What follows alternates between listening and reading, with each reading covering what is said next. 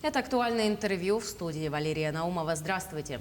Преступления в сфере незаконного оборота наркотических средств занимают весомую долю в общей картине преступности региона. Ежегодно в эту среду по разным причинам вовлекаются значительное число граждан. Нередко это молодые люди. Какая ответственность предусмотрена за такого рода преступления? Какие причины приводят на скамью подсудимых и как не стать вовлеченным в преступность?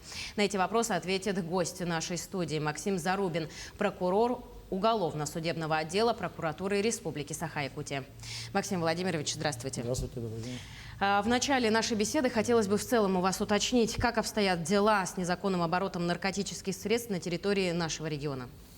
Ну, на территории Республики Саха-Якутия, как и в целом по России, сегодня обстановка с незаконным оборотом наркотических средств, она негативная. Нельзя сказать о какой-то положительной динамике в этом. Но для зрителей, наверное, необходимо обозначить, что такое все-таки под собой подразумевает незаконный оборот наркотических средств. Вот, под незаконным оборотом наркотических средств в общеприменительной практике понимается незаконная коммерческая деятельность, в которую включает в себя это культивирование, изготовление и распространение наркотических средств и психотропных веществ, которые запрещены к обороту на территории Российской Федерации в целом. При этом оборот наркотических средств на территории Российской Федерации он возможен, но только медицинскими организациями и фармацевтическими организациями исключительно в медицинских целях. Любая другая деятельность с оборотом наркотических средств, она уже подлежит уголовной ответственности либо административной ответственности, в зависимости от размера наркотиков, который изымается при задержании того или иного лица. Что хотелось бы отметить, в общем, в том, что действительно на сегодняшний день незаконный оборот наркотических средств в условиях современной цифровизации рынка, он занимает такую серьезную долю теневой экономики и приносит очень большую прибыль. В этой связи участники этого рынка ежедневно, ежечасно, можно сказать, принимают меры для вовлечения все большего количества людей в эту деятельность. Вот, используя современные технологии. Сегодня ни для кого не секрет, что вся молодежь, да и уже такого возрастное поколение активно использует сеть интернет, пользуются разными мессенджерами.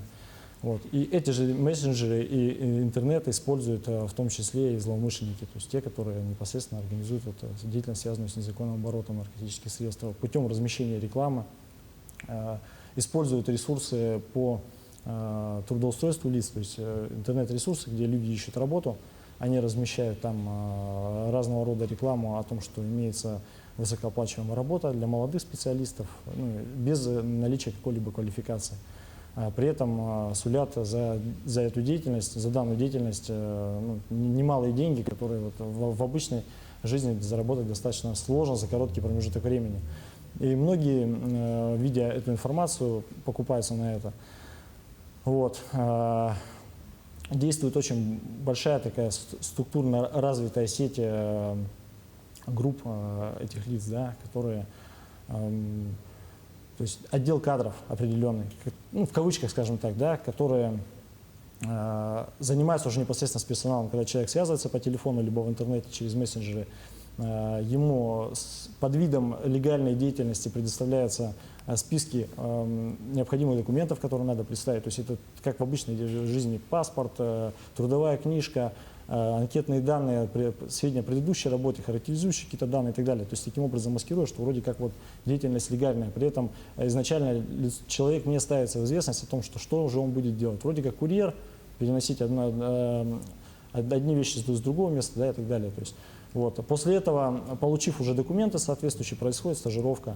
Лицо получает определенный груз, доставляет в определенное место. При определенных условиях, обозначенных работодателем, этот объект, скажем так, формируется тайник соответствующий, и после этого уже его ставят в известность о том, что, зачастую так бывает, это из практики, я вам называю примеры, ставят в известность о том, что это был за груз.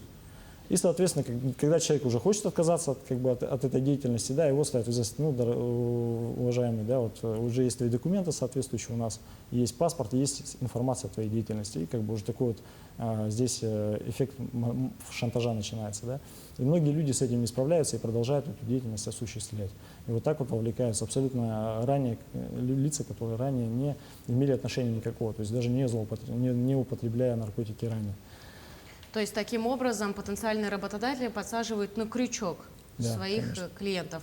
Ну а все-таки, если вдруг человек оказался в такой ситуации, неужели у него нет никакого выхода, может быть, обратиться в органы? Конечно, здесь об этом не нужно умалчивать. То есть, если такая ситуация возникла, и если человек заранее не был поставлен в известность о том, что все-таки тот груз, который он переносит, содержит, это являются наркотики, либо психотропные вещества, и он по незнанию своему, да, вот, повелся на эту информацию с целью зарабатывания достаточно для себя необходимого количества денег, то здесь у него не будет образовываться состав преступления.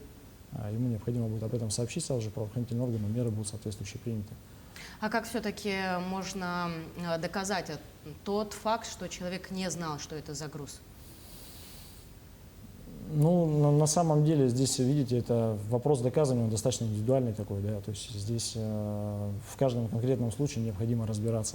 И, как правило, выявление вот этих преступлений, оно осуществляется в рамках оперативно-розыскной деятельности, да, это целый комплекс мероприятий, который, вот, собственно, дает возможность уже потом, впоследствии и суду, и органу предварительного следствия оценить его действия для того, чтобы квалифицировать его действия, наличие либо отсутствие признаков преступления в его действиях.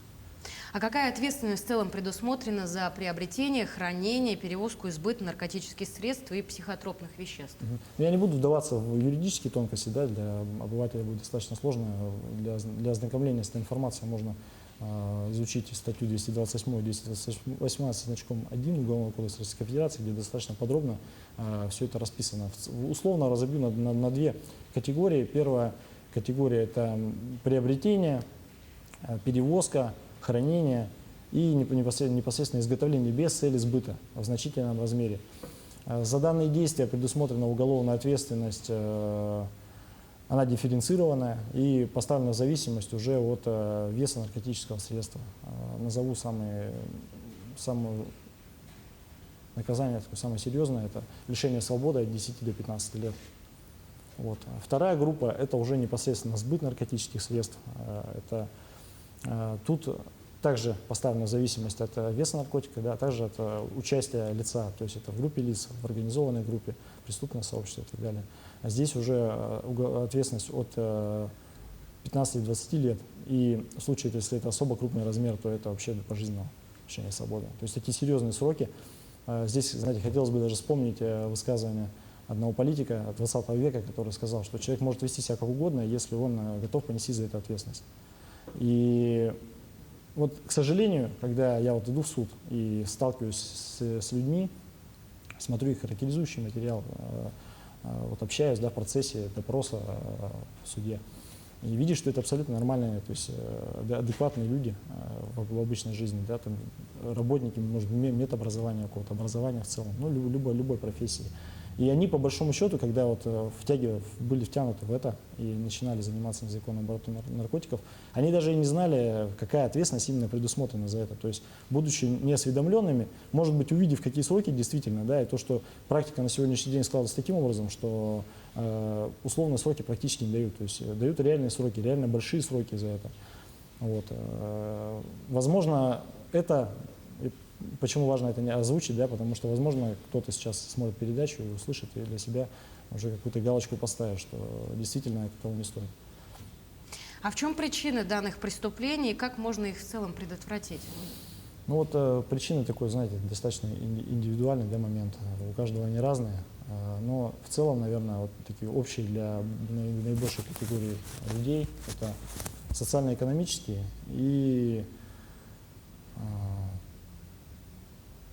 наверное, нравственно-педагогические, может быть, вот, воспитательные, связанные с воспитанием. Вот, социально-экономические, это понятно, да, что многие идут заниматься незаконным сбытом наркотиков, втягиваются в это при наличии каких-то финансовых проблем. То есть многие не рассчитывают свои возможности, обременяют себя большим количеством кредитов Это вот такая вот основная вот проблема, да, я часто сталкиваемся в делах, что человек идет на незаконный оборот наркотических средств для того, чтобы заработать деньги и погасить досрочно свои кредиты, ипотеку, например. Вот. Что касается воспитания, ну, второй момент, да, это я все-таки считаю, что недостаточно родители уделяют внимание детям, именно в воспитательной части. Вот я просто вспоминаю 90-е годы, когда вот наоборот это очень актуально было, в телевизоре это наводнялось как-то, да, вот именно наркотики, и я помню, родители постоянно со мной какие-то беседы проводили. Сейчас как-то это сошло на нет, но наркотиков на сегодняшний день их не стало меньше, их стало гораздо больше, и они даже более опасны сейчас, да, это и курительные смеси, разные психотропные вещества в виде таблеток, которые вроде бы на первый взгляд не вызывают привыкания, но структура мозга такова, да, что мозг, когда он получает удовольствие, да, в любом случае через какое-то время он к этому удовольствию привыкает, и оно вызывает привыкание. Вот, поэтому здесь необходимо, на мой взгляд, заниматься воспитанием своих детей, уделять этому большое внимание.